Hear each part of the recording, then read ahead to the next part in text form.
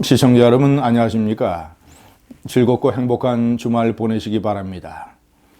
손석희에 대해서 경찰이 배임 혐의, 무혐의 결정을 내린 데 이어 뺑소니에 대해서도 무혐의라고 결정을 내렸습니다. 검찰은 김기식에 대해서 전에 뇌물 혐의, 무혐의 결정을 내린 바 있습니다. 정권이 바뀌면 수사를 새로 해야 되는 그런 대상이 여러 명이 있지만 대표적으로 손석희와 김기식은 반드시 재수사를 해야 됩니다. 제가 오늘 이 문재인 좌파 정권의 검찰과 경찰이 이런 눈치 보기 결정을 내리는 이유를, 그리고 왜 그런 것이 틀렸는가를 일단 설명을 해드리겠습니다. 먼저 손석희에 관한 얘기를 들어보시죠. 뺑소니가 아니라고 합니다. 이유는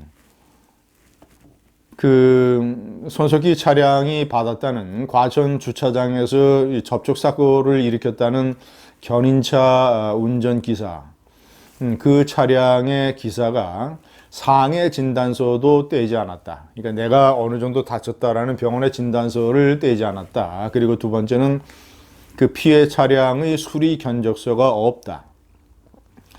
피해 차량이 수리를 안 받았거나 수리를 받았어도 미미해서 견적서가 없다, 이런 얘기겠죠. 두 가지 이유를 댔는데 이것은 터무니없는 얘기입니다. 자, 우선 1번 그 견인차 운전기사는 과천 주차장에서 손석희가 이제 차량을 빼다가 견인차를 들이받았지 않습니까? 그래서 떠나려는 손석희 차량의 뒤에 트렁크를 세게 두들겼다고 합니다. 아니, 야밤에 인적도 드문 아무도 없는 조용한 곳에서 한 기사가 트렁크를 세게 두들겼는데 그 소리가 안 들리겠습니까? 저희가 운전을 하다가 느끼지만 트렁크를 누가 두들기면 굉장히 예민하게 다가오지 않습니까? 그 소리나 그 진동의 느낌이. 그런데도 손석희는 내뺐습니다. 그리고 시속 100km로 2km나 달아났습니다. 그러다가 신호등에 걸려서 그때서야 이제 차문을 열고 본인의 행동을 시인을 하게 되는 것이죠. 아니, 뺑소니가 아니라면 설사 손석희 주장대로 부딪혔는데 몰랐다. 그런데 왜 시속 100km로 달아났을까요? 그 차량도 별로 없어서 인적이 드문 차도를. 세 번째, 합의금이 150만 원이나 됐습니다. 아니, 뭐가 겁나서 자기가 느낄 수 없을 정도로 부닥쳤다면 피해 정도가 대단히 미미할 텐데, 그렇지 않습니까? 피해 차량의 수리 견적서가 없었다는 것은 그 견인 차량이 예를 들어서 조금 긁히거나 아니면 조금 이렇게 조금 들어가거나 해서 이 차를 그대로 몰고 다녀도 괜찮겠다고 해서 수리를 안 했거나, 아니면 수리를 했어도 아주 미미한 정도의 액수만 나왔거나 그런 정도의 피해 아니겠습니까? 만약에 뺑소니가 아니라면, 손석희가 못 느꼈다면, 그런데 왜 합의금을 150만 원씩이나 줬을까요? 뭐가 겁나서? 자, 마지막 네 번째, 9년 전에도 뺑소니 경력이 있었다고 합니다. TV조선에 제보한 사람에 따르면 자신이 오토바이 운전사인데 손석희 차량과 이렇게 나란히 신호대기를 하고 있었는데 손석희 차량이 출발을 하면서 오토바이 운전자를 이렇게 옆으로 치고 나갔다고 합니다. 그래서 점퍼가 찢어질 정도로 그 정도의 접촉사고였다. 팔꿈치가 굉장히 아팠다. 점퍼가 찢어졌다. 그런데 달아나길래 오토바이를 몰고 쫓아갔다는 거 아니겠습니까? 그래서 역시 신호대기에서 이 손석희를 잡아서 그때 항의를 하니까 차 문을 열고 그때 이제 차량의 사진을 찍으려고 하니까 차문을 열고 차량을 치지 말아라 이런 식으로 해서 손석희라는 것을 알았고, 그리고 그때는 합의금을 30만 원을 줬습니다. 당시 오토바이 운전사가 TV조선에 제보한 내역에 따르면 옆자리에 20대의 젊은 여성이 타고 있었다. 이런 증언이었습니다. 손석희는 이 9년 전 뺑소니 사고에 대해서 전혀 반박을 하지 않고 있습니다. 전혀 변명을 하지 않고 있습니다. 명백한 사실이니까. 앞서 경찰은 손석희의 배임 혐의에 대해서 무혐의 결정을 내린 적이 있습니다. 이것도 제가 너무나 터무니없는 결정이길래 손석희는 본인이 이제 협박을 당했다고 주장을 하는 그 프리랜서 기자에게 2년 동안 질질 끌려다니다가 이제 막바지는 어떤 제안을 하느냐. JTBC에서 한 달에 1,000만 원씩 보장이 되는 용역 사업 계약을 맺자. 2년 동안. 자, 그래도 한 달에 1,000만 원이면 2년간 2억 4천만 원입니다. 이런 결정을 내리는데 회사 경영진과 아무런 상의가 없었겠습니까? 회사 돈 2억 4천만 원이 나가는데 손석희의 개인적인 뺑소니 사건 때문에 이것을 배임 혐의가 없다라는 결정을 경찰이 내렸습니다.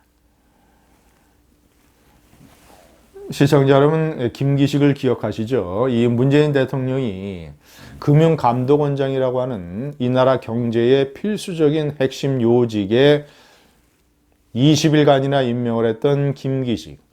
과거 참여연대 시민단체 출신의 국회의원을 지냈던 김기식. 국회의원 시절에 19대 국회 2015년입니다.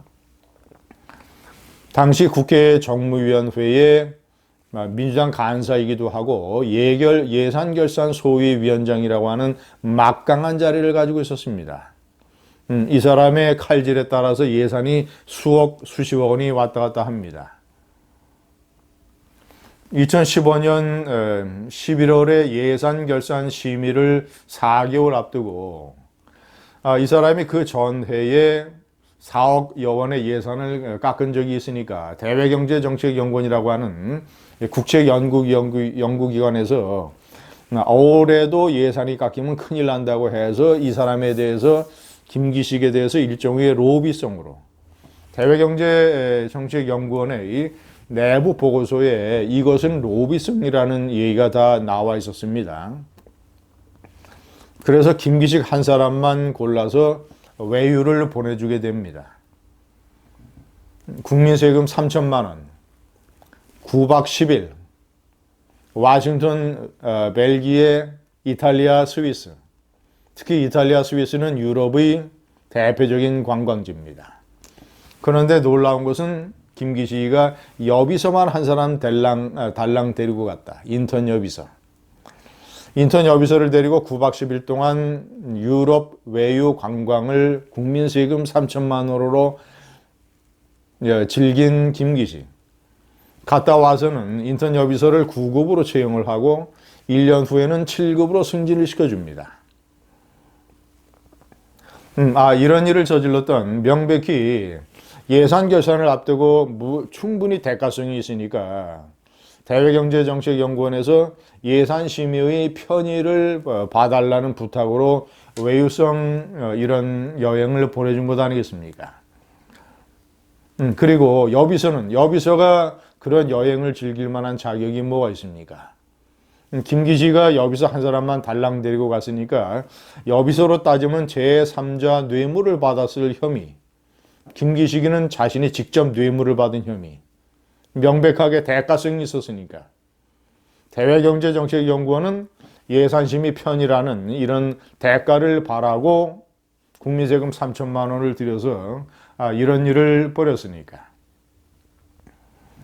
그런데 놀랍게도 이 문무일 검찰총장의 검찰은 대가성이 없었다고 해서 뇌물 혐의를 무혐의 처리합니다.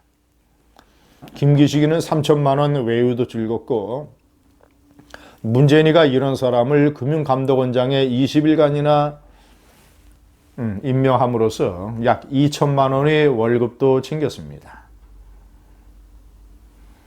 이런 기가 막힌 손석희의 뺑소니 배임, 김기식의 뇌물. 이제 피우진에 대한 수사는 현재 진행형이기 때문에 지켜봐야 되고, 손혜원에 대한 수사도 아직 덜 끝났습니다. 그러나 일단 수사가 끝난 손석희와 김기식, 두 사람은 정권이 바뀌면 철저하게 재수사를 해야 됩니다. 감사합니다.